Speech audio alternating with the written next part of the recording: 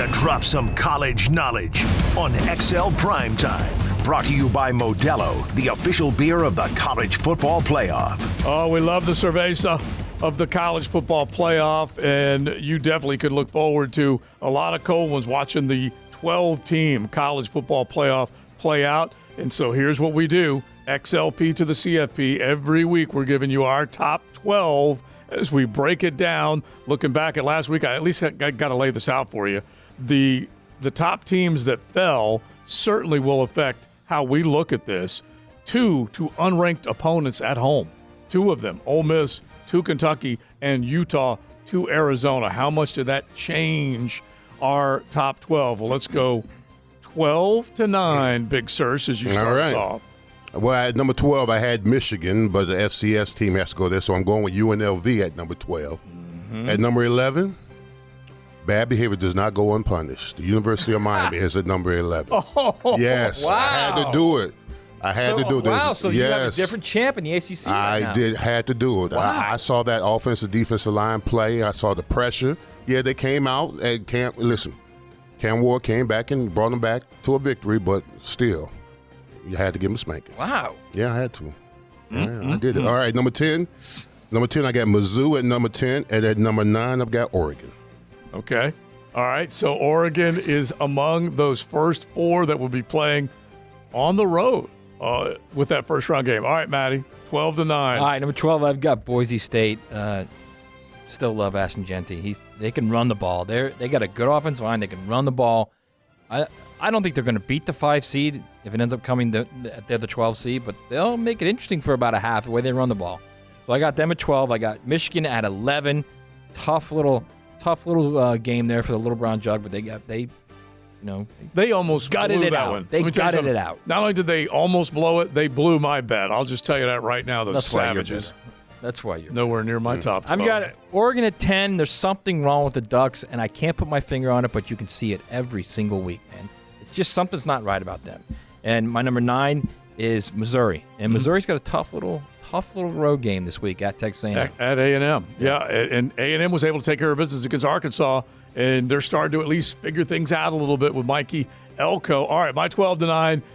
It's funny. I was going to go with Boise State, but I'm going to go ahead and prop up UNLV. The Rebels, along with Big Sirs, 2 Power 4 wins and a blowout win over Fresno State. And this was after the dude said, I'm leaving the team.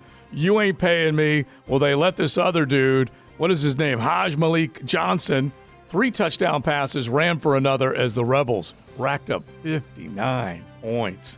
BYU is my 11th. That's the second of the Big 12 teams that I have in there. By the way, I had Utah last week, kick to the curb. I'm giving a little Joe C. love to, what is his name? Kalani Sitake, Maddie? Kalani Sitake. Yeah, Kalani Sitake. I give him credit. They are playing some ball. Easy win over Baylor, but they've already bounced K-State, and they are unbeaten. I've got Oregon 10th and Utah, since they did get knocked out, I'm moving Ole Miss back, all right? I'm keeping them in the top 12, but Ole Miss losing to an unranked team at the Grove, that's a little concerning.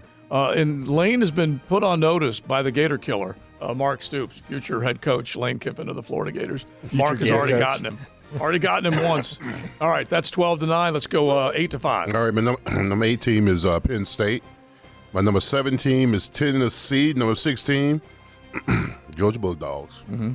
Way to come back. I mean, I know they came up short at the end, but if you're down 28-0 and make second half adjustments to come back and take the lead in the fourth quarter, and what's that kid named Ryan Williams? Yeah, 17-year-old. They took a lead for a second. For 1 second. That's the real deal right He's there, the real deal, bro.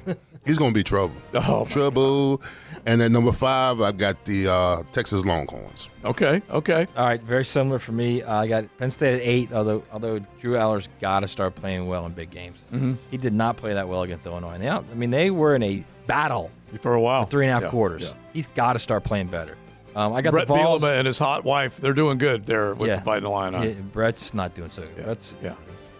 Well, great on the field, coaching really well. Yeah, he's a heavy cat right now. Feel bad for him too. All right, my 7 is Tennessee, and I think Tennessee could be higher. But right now, I got them at 7 just because I think that's probably where they should be. My 6 is Texas. Wow. Because, I mean, quite frankly, I don't know how you watch that Alabama-Georgia game and not say, all right, that's the two best teams in the country. Mm-hmm. And you can't put Georgia at 2 because you got it's the conference champions, the first 4, right? So my 5 is Georgia, which could very easily be 1. Yeah. If you don't play single high safety in that game and just let Ryan Williams go deep like that, maybe they are 1. They still would not have had an answer for Jalen Milroe if he decided to run or throw. I don't know. They slowed him down in the second half, They man. did. They shorted They up. figured it out in the second half. They figured out the perimeter in the second half. But the thing is you can't spot someone 28 points if they're named Alabama and expect to win. I don't know, but where are all our dog fans on the text line? I don't know. Where are like you guys are all on the text line all the time talking about dog this, dog that. Hey, listen, Duval hopping dog. on Billy Napier, which I think is he's calling fine. you out We right get now. all that. Hopping on Mike Norvell again, fine. We get it. Where y'all now, man? Yeah. All right, my 8 to 5. They've been neutered. Yeah, my 8 to 5 is not unlike Matt. It's like 100% exactly the same. Penn State, I have 8th. Here's the thing: they stopped Illinois 1.1 yards per rush. That's pretty damn good. So defensively, they still are getting their job done. They only allowed like 220 yards against them. Tennessee had the bye, so I'm just plugging them in that 7th spot. They've got, of course, that stretch coming up. Texas, yes, it was a win, but not nearly as convincing as it should have been. That was their SEC opener against a bad Mississippi State team. When you start laying it down, like, come on, man. The Longhorns, their 2 toughest remaining games, back-to-back in October against OU, which at the very least was able to pull out a win. That ain't a tough game. I know, but you get what OU beat them last year. Well, it might be a tough game if, by the way, Quinn Ewers can't play. Remember when it was, it's nothing. It's just a little stomach strain. Yeah. I told you guys, man. I told you this is what happens with those core injuries. Yeah, well, but the other half of it they don't heal. You never know if the old man, if Archie isn't saying, once you put him in, you can't take him out. But anyway, number 5 is Georgia. Georgia is 5 because of 4 turnovers. Okay? 4 turnovers from a Kirby Smart-led team. You would not expect that after a week to prepare and all that. So Not only that, honestly, if they're playing again the championship game, Georgia's winning that game. Because Georgia figured it out. They might have figured it out, but I'm just telling you something. They had a 42-game winning streak snapped. The reason why it was already 8 of 9 is because most of them were played on a neutral field. Now it was played in T-Town, and now it's 9 of 10. And that dude, DeBoer, take a look at his record of what he's done against top 20, top 25 teams. So anyway, that's my 8 to 5. All right, 4 to 1. All right, number 4 is BYU. All right, I got BYU. You got them as the Big 12. I got them as Big 12 champs so far. All right, number 3 is Clemson. I got Clemson. Crazy man. I know I am. I know, but they had to be punished. Number 2 is Ohio State, and number 1 is Bama. Bro, you got the dub. I don't care. It's how we got the dub. Here's the thing. This is what I told JJ, too. If you think about this, you'll agree with me. That might have been the best thing to happen to them. You know why? Because if they had just, strolled through that game like it was nothing and won 35-7, 35-10, then the next week, you got to fly all the way out to Berkeley, 3,100 miles. The game doesn't start till 10:30 East. You're going to be sitting at a hotel all day thinking you're this and that, smelling yourself like you like to say all the time, against a really good Cal defense, and the L comes right then. Now it's different. Maybe now you got that scar from that game against Virginia Tech. You're going to fly all the way out there. You'll be zeroed in on that game. You win that game. But by the way, we said the same thing about Georgia after almost losing to Kentucky, that they'd be ready, that they would get that, boom, pop in the face that would wake them up. Nah, didn't happen. I mean, they're one play away from winning that game. All right, no matter 4 to how 1. it looked, man. Yeah. All right, 4 to 1. All right. By the way, who did you have as your 12th, even though it didn't really count? UNLV. Okay, because I would put the one that you have as the Power 4. Oh, Michigan. Okay, Michigan, because I have Clemson right there. All right, go ahead. The dogs are starting to text in now. They're saying they're all here. Oh yeah, they're there. They're there. One girl said, I guess it's a girl. She's weeping. Maybe it is a guy. Let's go to my final 4. My 4 is you got BYU at 4. I don't think BYU is the best team in the Big 12, okay? But I'm putting them there because they're unbeaten, and they deserve to be there right now for what they did to K-State.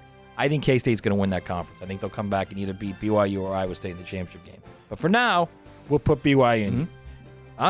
Look, this is why Miami's at number 3 for me. Because the sign of a team that's becoming a great team is you win games you shouldn't win. They should not have won that game. I agree. They were down 17 with how much to go in the game? They found a way to win that game, man. That's what's impressive for me about Miami. So I got Miami at 3. I got Ohio State at 2, another yawner. Although it was 17-7 there in the second quarter. Michigan State's driving, and they just missed this blatant face mask. Blatant. Officials are not good. And the game immediately turns. Michigan State was going in. It was going to be 17-14. That place was going to be hopping. And then the game turns, and they end up losing 35-7 or 37-7, whatever it was. Ohio State's got a test this week against Iowa. Yeah. The Iowa offense is still terrible, but the defense is really good. I want to see how the Ohio State offense does against that defense. And then, of course, number one is roll, damn, Tide.